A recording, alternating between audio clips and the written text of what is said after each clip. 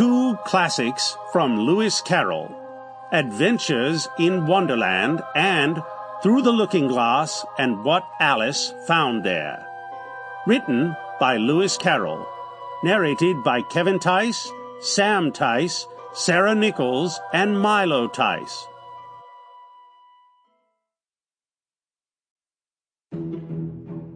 Book 1. Alice's Adventures in Wonderland.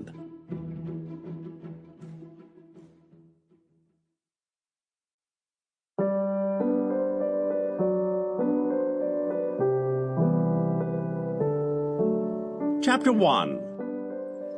Alice was beginning to get very tired of sitting by her sister on the bank and of having nothing to do. Once or twice she had peeped into the book her sister was reading, but it had no pictures or conversations in it. And what is the use of a book, thought Alice, without pictures or conversations? So she was considering in her own mind, as well as she could, for the hot day made her feel very sleepy and stupid, whether the pleasure of making a daisy chain would be worth the trouble of getting up and picking the daisies, when suddenly a white rabbit with pink eyes ran close by her. There was nothing so very remarkable in that, nor did Alice think it so very much out of the way to hear the rabbit say to itself, oh dear, I shall be too late."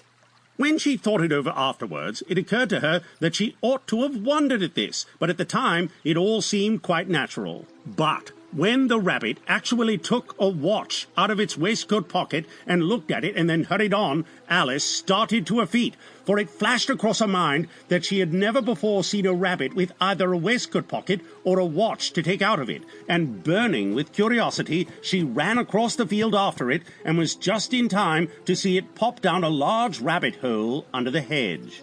In another moment, down went Alice after it, never once considering how in the world she was to get out of it again. The rabbit hole went straight on like a tunnel for some way, and then dipped suddenly down, so suddenly that Alice had not a moment to think about stopping herself before she found herself falling down what seemed to be a very deep well. Either the well was very deep, or she fell very slowly, for she had plenty of time as she went down to look about her, and to wonder what was going to happen next. First, she tried to look down and make out what she was coming to, but it was too dark to see anything. Then she looked at the sides of the well and noticed that they were filled with cupboards and bookshelves. Here and there she saw maps and pictures hung upon pegs. She took down a jar from one of the shelves as she passed. It was labeled orange marmalade, but to her disappointment it was empty. She did not like to drop the jar for fear of killing somebody underneath, so managed to put it into one of the cupboards as she fell past it. Well, thought Alice to herself, after such a fall as this, I shall think nothing of tumbling downstairs.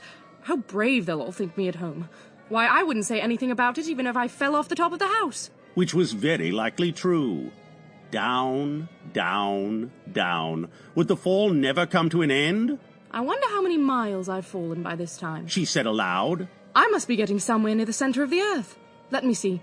That would be 4,000 miles down, I think. For you see, Alice had learnt several things of this sort in her lessons in the schoolroom, and though this was not a very good opportunity for showing off her knowledge, as there was no one to listen to her, still it was good practice to say it over. Yes, that's about the right distance. But then I wonder what latitude and longitude I've got to. Alice had no idea what latitude was, or longitude either, but thought they were nice, grand words to say. Presently she began again. I wonder if I shall fall right through the earth. How funny it'll seem to me to come out along the people who walk with their heads downwards.